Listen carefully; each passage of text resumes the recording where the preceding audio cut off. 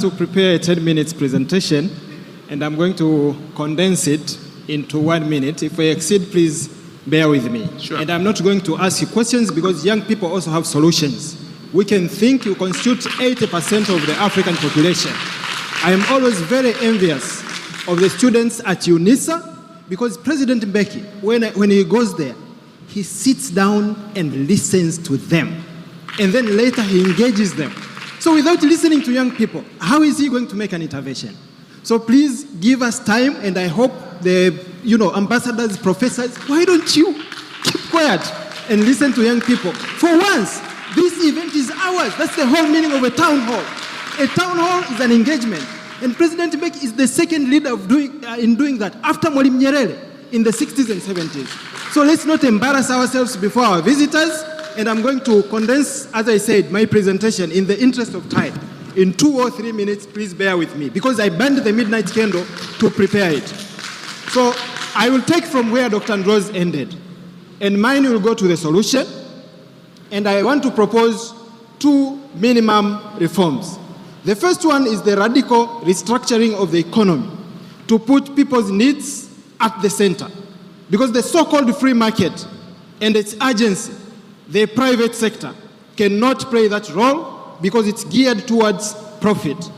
Our production system, both industrial and agricultural, will have to be reorganized to produce goods that fulfill the needs of our people.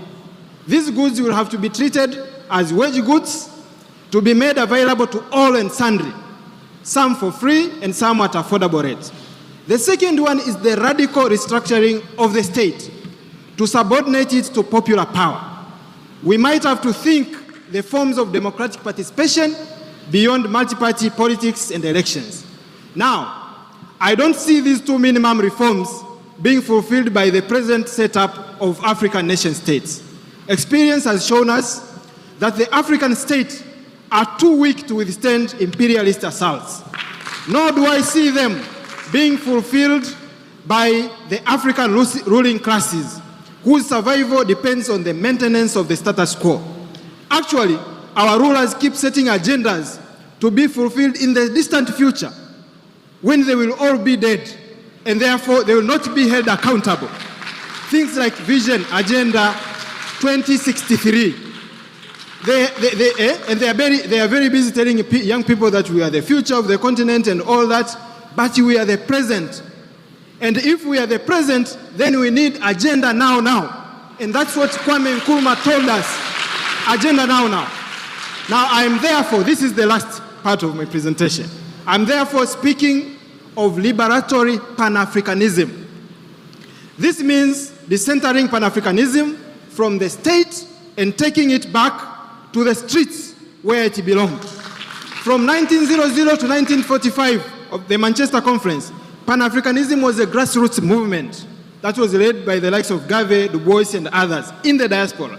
From 1945 to 1960, when it came to the continent, it unified liberation movements.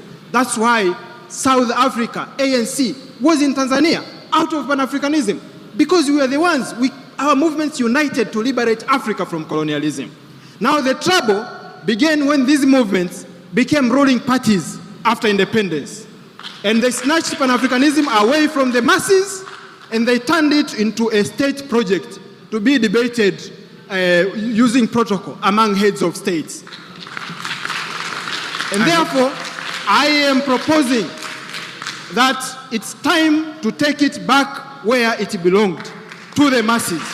And that will entail building a unified Pan-Africanist grassroots movements that links the streets and villages of Africa, from Cape to Cairo, Morocco to Madagascar, with the working people who are the major victims of the policies that we are talking about at the center.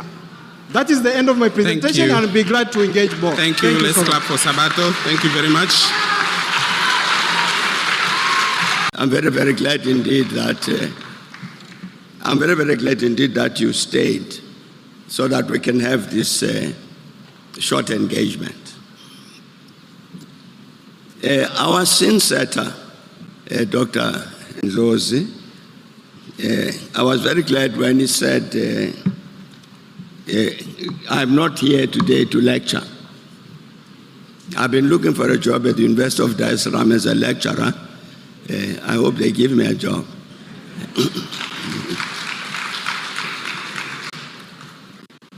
The idea was that we should meet here to engage one another on this topic that's on our board here about re-energizing, reigniting the African Renaissance. Not for either President Kikwete or myself to lecture. I think that was said by my comrade Sabatho was correct. It was very, very correct indeed that we're not here to answer questions. We're here to engage one another in answering those questions. I'm very, very glad indeed that when he said, even the youth have got answers. So it was not for the youth to pose questions, but to say, this is where we are today, this is where we need to be tomorrow. It's the kind of engagement that we were supposed to have.